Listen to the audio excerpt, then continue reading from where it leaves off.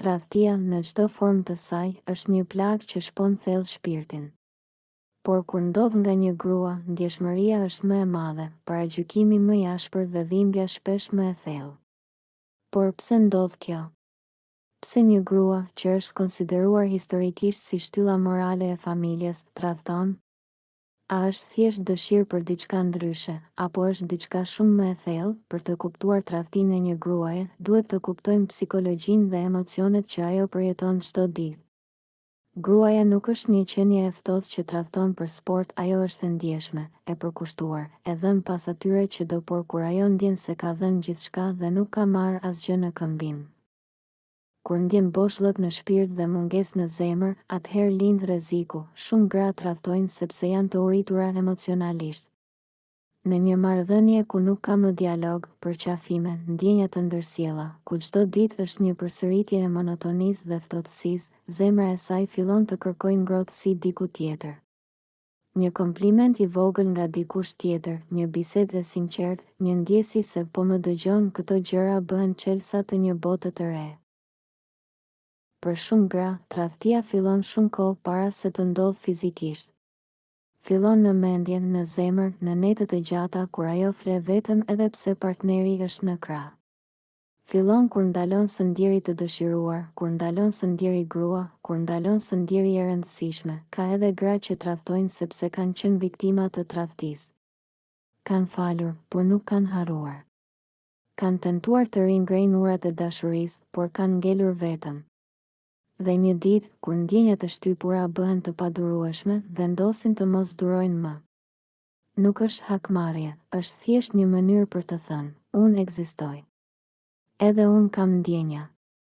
Edhe unë dua të ndjehem e gjallë. Tradhtia ndodh edhe për shkak të mungesës së identitetit personal. Disa gra, posaçërisht në martesat e gjata, humbasin veten. Nga një grua me ëndra, pasione, shpresa, shndërrohen në një shtëpiake të raskapitur, një nën pa kohë për veten, një bashkëshorte e padëgjuar. Në atë moment, kur dikush i jep një ndjenjë të rikthyer të vetvetes, një vështrim që i kujton se është ende e bukur, një bisedë që e ngre mbi realitetin, ajo mund të rrëshqasë. Shpesh shoqëria nuk fal. Një burr që tradhton justifikohet me është mashkull. Por një grua që tradhton shihet si mëkatore. Ky standard i dy fish është jo vetëm i padrejtë, por edhe i dëmshëm. Ai nuk e kupton se një grua është po aq e brisht dhe e prekshme nga mungesa e dashurisë sa edhe një burr.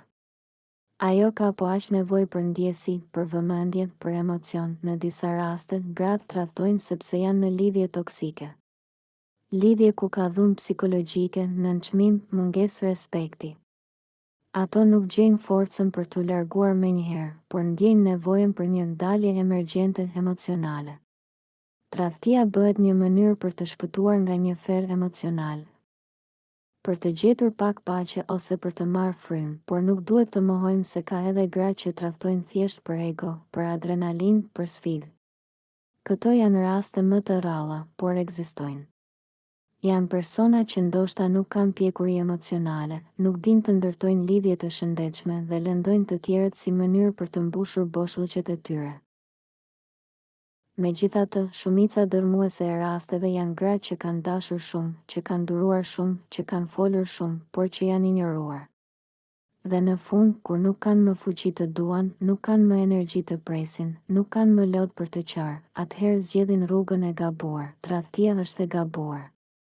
Por ajo duhet kuptuar për të parandaluar. Sepse nuk lind nga askund. Është pasojë.